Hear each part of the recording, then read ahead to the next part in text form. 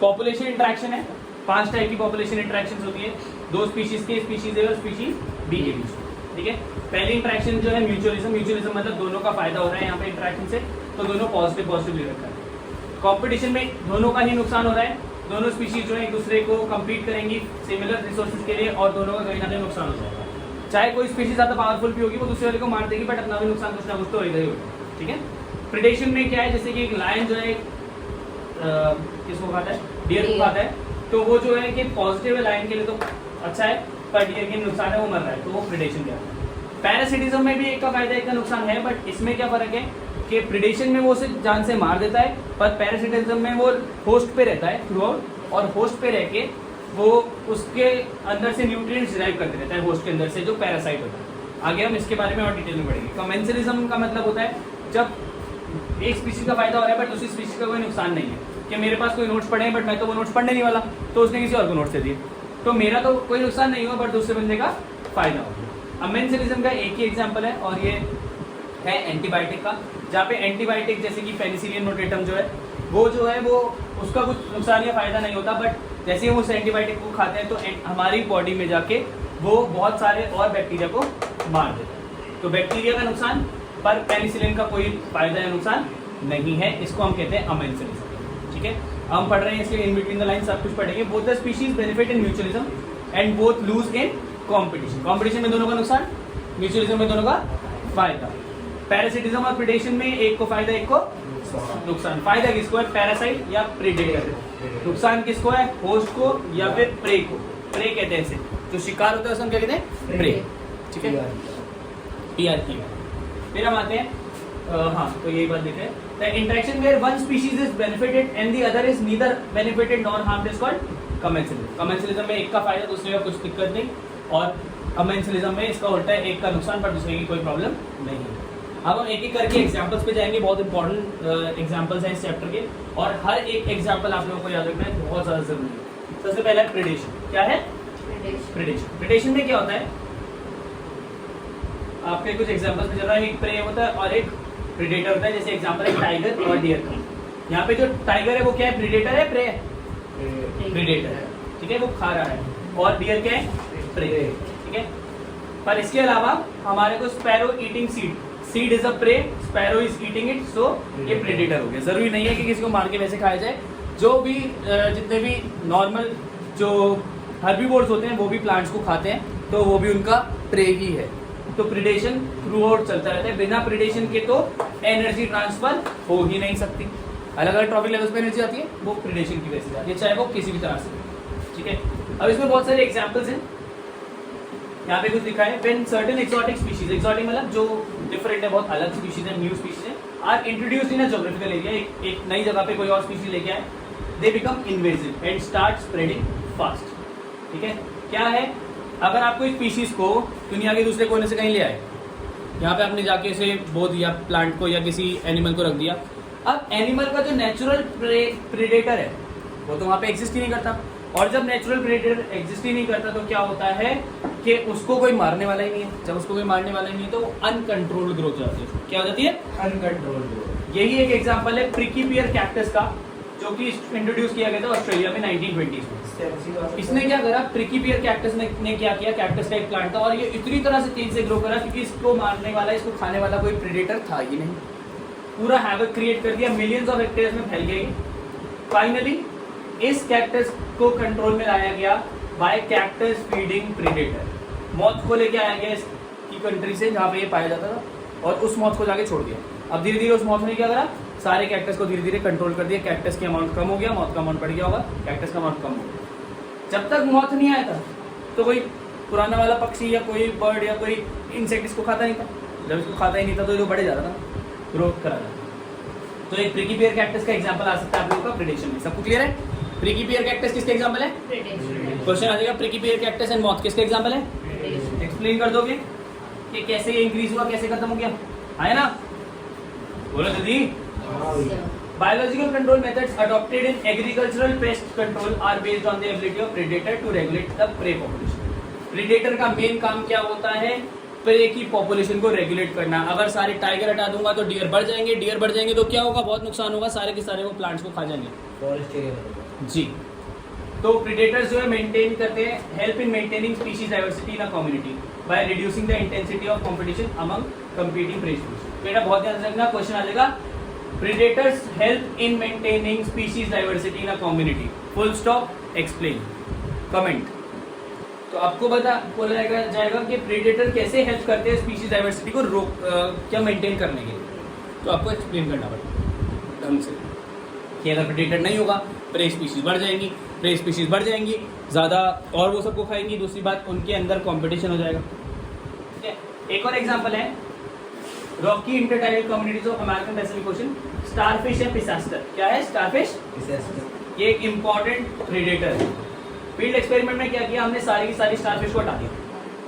जैसे हमने सारी की सारी स्टारफिश को हटा दिया तो जिस चीज़ को स्टारफिश खा रही थी, जिस चीज़ को स्टारफिश खा रही थी उस चीज़ को स्टारफिश ने नहीं खाया होगा, जो भी चीज़ थी, और उसने, क्योंकि वो इतने ज़्यादा बढ़ गए होंगे, उसने 10 अलग अलग स्पीशीज इनवर्टिब्रेट्स की स्पीशीज को एक्सटिंक्ट कर दिया। स्टारफिश हटाने से जो उसका जो शिकार था वो बहुत ज़्यादा ग्रोथ में आ गया होगा, और बहुत ज़्यादा ग्रोथ में आने की वजह से स्पीशीज जो है 10 अलग अलग इनवर्टिब्रेट्स की स्पीशीज जो है वो एक्सटिंक्ट हो गई। तो ये भी एक इंपॉर्टेंट एग्जांपल है प्रीडेटर। ठीक है, इसके अलावा तीसरी चीज है प्रीडेटर अगर ज्यादा एफिशिएंट हुआ, क्या हुआ? ज्यादा एफिशिएंट। एफिशिएंट होने का मतलब कि वो ज्यादा अच्छी तरह से प्रे को खा रहा है। तो तब क्या होगा? ज्यादा एफिशिएंट होने की वजह से वो जल्दी से प्रे को खा लेगा और फिर वो खुद ही मर जाएगा क्योंकि खाना ही नहीं बचेगा। अगर डियर बहुत सारे हो गए तो क्या होगा? सारे प्लांट को खा लेंगे। सारे प्लांट को खाने की वजह से क्या होगा? खाना ही नहीं बचेगा, खुद ही मर जाएगा आखिर। तो ये भी चीज़ है। तो एक दूसरे के लिए मेंटेन करना होता है बैलेंस। इस वजह से कुछ प्रे स्पीशीज है जिन्होंने बहुत सारे डिफेंस मैकेनिज्म बना लिए अपने लिए। क्या बना लिए? Defence mechanism. जब मैंने आप लोगों को वैसे पढ़ाया था क्लास में, तो उसमें क्या हो रहा था, जब क्लास में पढ़ाया था तो हमने देखा था कि कैसे कैसे आप लोग जो है कि कैसे कैसे जो प्रे है वो अपने आप को सेल्फ डिफेंस करते हैं। कुछ प्रे जैसे इंसेक्ट्स और फ्रॉग्स जो हैं वो एक कैमोफ्लेज कर लेते हैं। क्या कर लेते हैं? What do you mean by camouflage? हाँ, वो अपने एनवायरनमेंट के हिसाब से कलर को चेंज कर लेते हैं। उससे क्या फायदा है? वो प्रीडेटर आराम से उसे स्पॉट नहीं कर पाता और बच जाते हैं। कुछ प्लांट्स जो होते हैं वो पॉइजनस होते हैं, तो जो प्रीडेटर है वो उसे खाएगा ही नहीं। एक एग्जांपल है मोनार्क बटरफ्लाई। कौन सा बटरफ्लाई? Monarch butterfly. ये इतना डिस्टेस्टफुल होता है कि प्रीडेटर जैसे इसे खाता है ये थूक देता है इसे। तो मोनार्क बटरफ्लाई मतलब भैया प्रीडेटर ने खाया ऐसे, इतना अनटेस्टी होता है, इतना कड़वा होता होगा प्रीडेटर के लिए कि वो उसे, क्योंकि उसके अंदर बहुत सारे स्पेशल केमिकल्स हैं, वो उसे थूक देगा और बाकी दोबारा नहीं खाएगा। इसके अलावा बटरफ्लाइज में भी एक चीज़ होती है, इनके अंदर पॉइजनस वीड होती है, जो ग्रोथ जब उनकी हो रही होती है तब यूज़ होते हैं। तो किसी मान लो किसी इंसेक्ट ने किसी प्रीडेटर ने खाया बटरफ्लाई को, वो मर गया, तो बाकी जो उसके आसपास वाले हैं वो सब देख लेंगे भाई ये वाली बटरफ्लाई नहीं खानी, और आगे से वो नहीं खाएंगे। ठीक है, तो वो अपने आप को मर जाएगी बट बाकी लोगों को बचा जाएगी। राइट, ये सारे अलग अलग एग्जांपल है। कौन सा? कैमोफ्लेज, मोनार्क बटरफ्लाई और ये दूसरे भी बटरफ्लाई का ये। प्लांट्स में, अब प्लांट्स तो भाग नहीं सकते, तो प्लांट्स में nearly 25% of all insects are known to be phytophagous. सारे के सारे इंसेक्ट में से 25% 1/4 जो है वो प्लांट सेप पे जिंदा रहते हैं। किस पे जिंदा रहते हैं? ठीक है, और प्लांट्स तो अपने भाग नहीं सकते, तो प्लांट्स ने भी एक कुछ इवॉल्व कर लिया। सबसे पहले बात है थॉर्न्स। थॉर्न्स मतलब कांटे। ठीक है, मोस्ट कॉमन मॉर्फोलॉजिकल मीन्स है सेल्फ डिफेंस के लिए, भाई कांटों में फंस जाएगा, हट जाएगा। इसके अलावा कुछ प्लांट्स में प्रोड्यूस और स्टोर होते हैं केमिकल्स जो कि हर्बीवोर्स को सिक करते हैं। सिक मतलब इनकी तबीयत खराब हो जाएगी, हर्बीवोर उसके बाद दोबारा खाएगा ही नहीं। ठीक है, इसके अलावा किसी कोई तो रिप्रोडक्शन को भी खत्म कर देता है और कोई तो उसको मार भी देता है। इतने ज़्यादा खतरनाक प्लांट्स भी होते हैं, तो सारे प्लांट्स नहीं खाए जाते, पता है ना। इसके अलावा एक और प्लांट है कैलोट्रोपिस, जो एक वीड होता है जो ऐसी नॉर्मल लैंड में पाया जाता है। ये प्लांट में हाईली पॉइजनस कार्डियक ग्लाइकोसाइड्स हैं। कोई कैटल और गोट्स को आप इस प्लांट के आसपास नहीं देखोगे क्योंकि वो बहुत पॉइजनस है और वो आपके जो उसका जो क्या बोलते हैं हार्ट रेट है उसे खत्म कर देगा। ठीक है, तो ये बहुत पॉइजनस होता है। कौन सा? कैलोट्रोपिस। सारे एग्जाम्पल आने चाहिए आपको। थॉर्न्स किसका एग्जाम्पल है, कैलोट्रोपिस किसका एग्जाम्पल है, क्या चीज़ करते हैं क्या चीज़ नहीं करते। ठीक है, वेराइटी ऑफ केमिकल सब्सटेंसेस होती हैं प्लांट्स में जो कि कमर्शियल स्केल पे यूज़ होती हैं, जो हम भी यूज़ करते हैं, पर वो बेसिकली उनको हमारे नशे करने के लिए नहीं बनाए उन्होंने। ये सारी चीज़ें ओपियम, कैफीन, निकोटीन, ये हमारे नशों के लिए नहीं बनाए, उन्होंने अपने सेल्फ डिफेंस के लिए बनाए थे, पर वो हम उसे एक्सट्रैक्ट करके उनसे मजा लेंगे, है ना। चलो भाई गांजा भुगते हैं, तो वो वाला सीन। तो ये क्या है, पूरा प्रिडेशन और सेल्फ डिफेंस की मैकेनिज्म। जितने भी एग्जाम्पल एनसीईआरटी में, कम से कम बहुत सारे एग्जाम्पल तो आपको बोर्ड के पेपर के लिए करने ही करने हैं। अभी हम बहुत सारे एनसीक्यू सॉरी पीवाईक्यूज भी करेंगे इससे। अगली चीज है कॉम्पिटिशन। कॉम्पिटिशन का मतलब क्या है, जल्दी बोलो, मैं बोलो। दो स्पीशीज एक दूसरे से कम्पीट करेंगे फॉर अ सिमिलर रिसोर्स, ठीक है।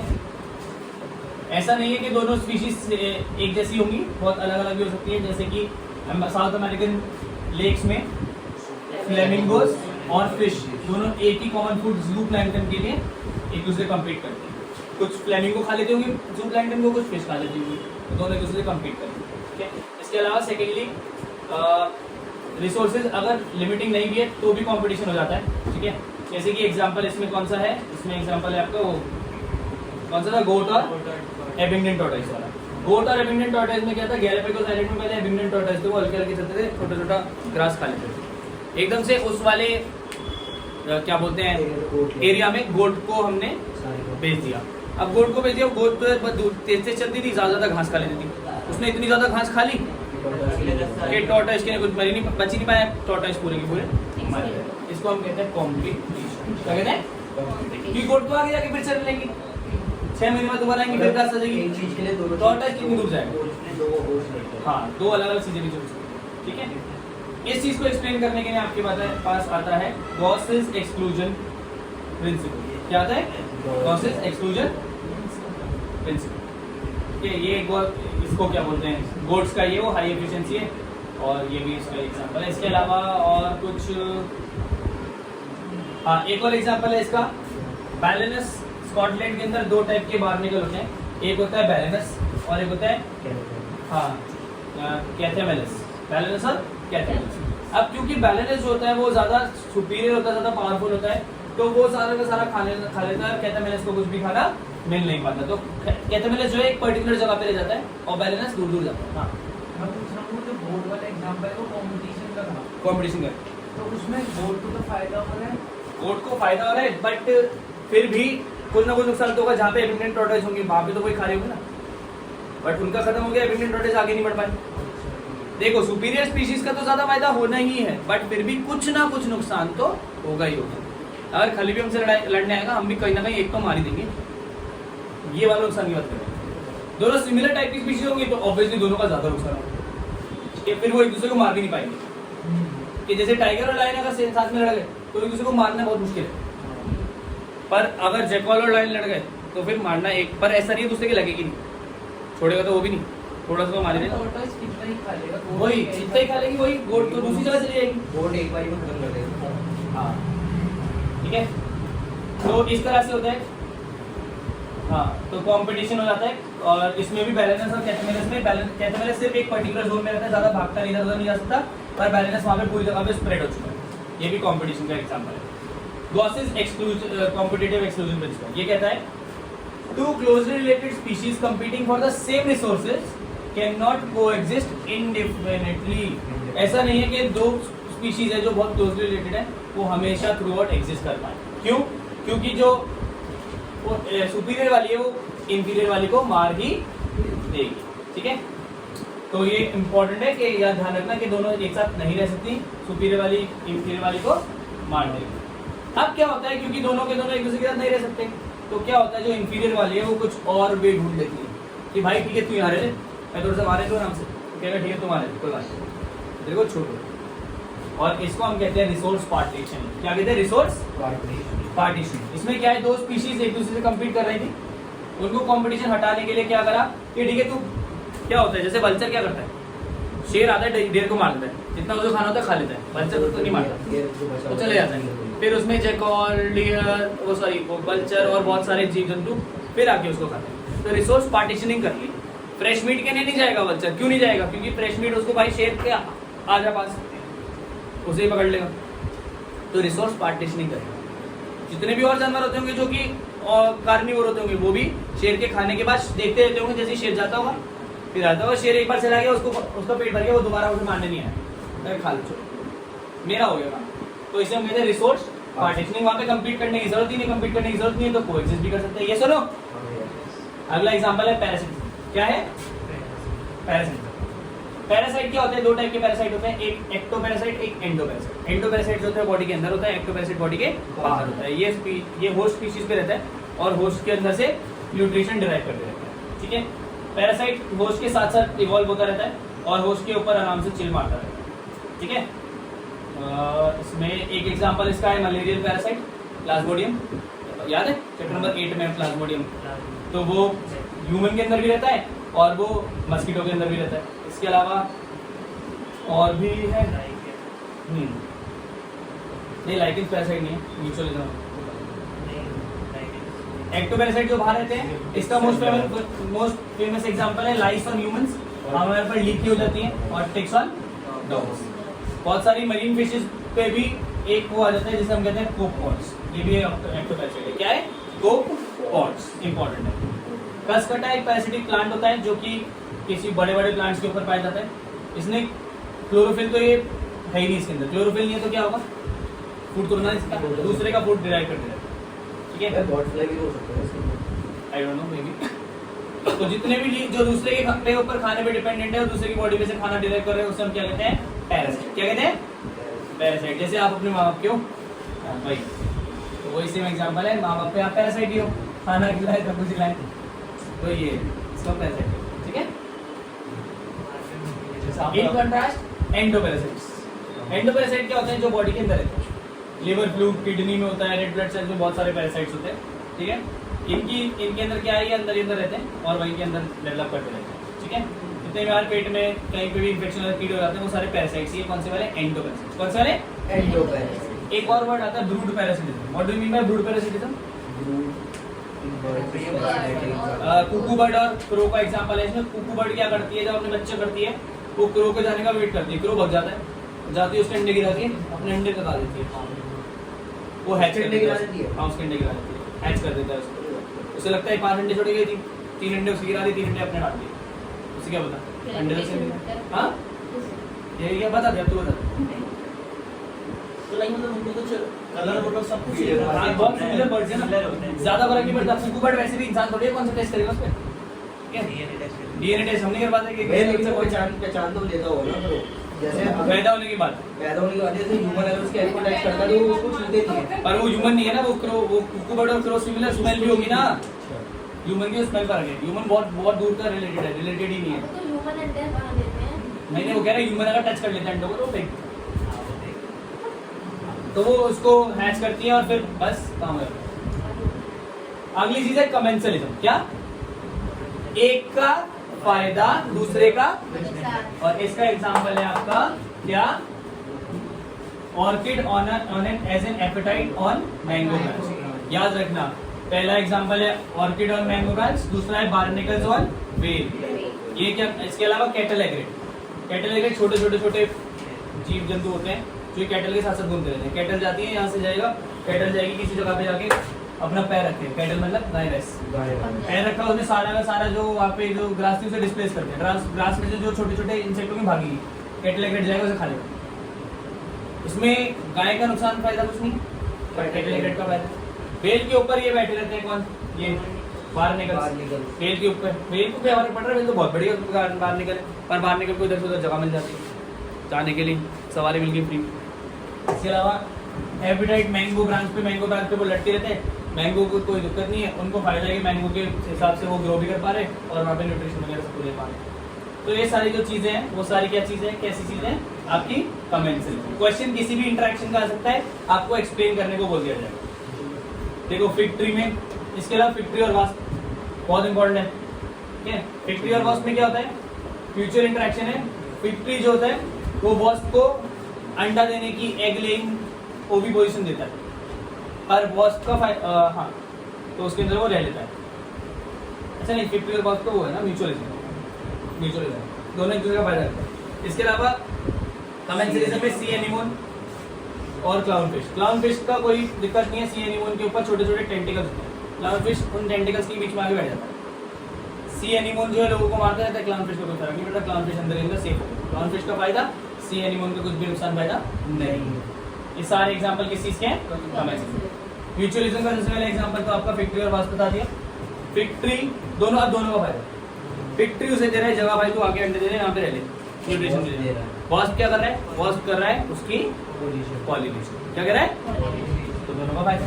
एक भी मर गया दूसरा खत्म। इसके अलावा लाइकेंस ये भी म्यूचुअलिज्म करते हैं। फंगस और फोटोसिंथेटिक एल्गी के, फंगस और साइनोबैक्टीरिया के अंदर होता है। इसके अलावा माइक्रोराइजा ये भी फंगस और हायर प्लांट्स के अंदर होता है। यहाँ पे क्या होता है? न्यूट्रिएंट्स एक दूसरे को सप्लाई करते हैं। एक बंदा न्यूट्रिएंट सप्लाई करता है, दूसरा बंदा बाकी सारे उसको शेल्टर और बाकी सारी चीजें देते हैं। तो दोनों एक दूसरे को फायदा करते हैं। इसके अलावा प्लांट और पॉलिनेटर, प्लांट को क्या फायदा है कि मेरा पॉलिनेशन हो जाएगा इंसेक्ट से, इंसेक्ट को क्या फायदा है? उसको नेक्टर मिल रहा है, दोनों का फायदा। ठीक है, तो ये भी एक इंपॉर्टेंट कंसेप्ट म्यूचुअलिज्म का फायदा। इसके अलावा एक कभी कभार क्या होता है? सेक्सुअल डिसीट वाला पता है? उसमें क्या होता है?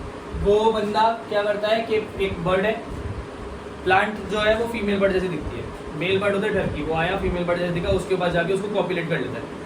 तो उसके साथ कॉपुलेशन कर रहा है, सेक्स कर रहा है। सेक्स तो कर लिया उसने, उसे क्या पता कि ये पत्ता है, मतलब उसको दिख रहा है कि वो फीमेल है पर है असली में पत्ता। he was fantasizing something. हाँ, ही वाज फैंटासाइजिंग समथिंग। तो उसने कॉपुलेट कर लिया और असली में कॉपुलेशन थोड़ी हुई। फिर वो अगले वाले पे जाएगा, उसको भी लड़की देगी, वहां पे कर लेगा। पॉलिनेशन कर दिया पर उसको असली में पता नहीं चला कि उसके साथ सेक्सुअल डिसीट हो गया। क्या हो गया? हाँ शायद, आई डोंट नो। ठीक है, तो ये चीटर्स होते हैं। क्या होते हैं? चीटर्स। फिग ट्री और वास्प तो कोएवोल्यूशन करते हैं। सुनो, कोएवोल्यूशन पे क्वेश्चन आ सकते हैं। को इवॉल्व करते हैं। को इवॉल्व का मतलब होता है कि फिग ट्री जो होता है वो पॉलिनेट करा जाता है वास्प से, ठीक है, और किसी से नहीं। फीमेल वास्प का क्या फायदा है कि वो फ्रूट के ऊपर अंडे दे सकती है, ठीक है ना। तो ये भी इम्पोर्टेंट चीज है। इसके अलावा ऑर्किड्स वाला भी एग्जांपल इसको दे दिया भैया लेकिन ये जो ये था सेक्सुअल डिसीट का एग्जांपल है ऑफिस। हाँ, ये सेक्सुअल डिसीट में म्यूचुअलिज्म का है ना। हाँ, लेकिन इसमें नहीं पर ये सूडो कॉपुलेशन है। सेक्सुअल डिसीट में म्यूचुअलिज्म हुआ ही नहीं। हाँ वही है, मतलब म्यूचुअलिज्म होना चाहिए था बट हुआ नहीं, हाँ। ठीक है, प्रॉपर्ली। लेकिन मतलब इसमें मेल का क्या फायदा था जब ऑब्वियसली। पर इसके अलावा एक और जो इसमें एनसीईआरटी में नहीं है वो है आपका अमेंसलिज्म। कौन सा? उसमें एंटीबायोटिक वाला एग्जांपल आपको कौन सा वाला एग्जांपल देना है? एंटीबायोटिक, पेनिसिलिन और बैक्टीरिया। ये इंपॉर्टेंट है, यहाँ तक सब कुछ याद करके रखें। इसमें बहुत सारे पीवाईक्यूज बनेंगे तो वो करना है आपको।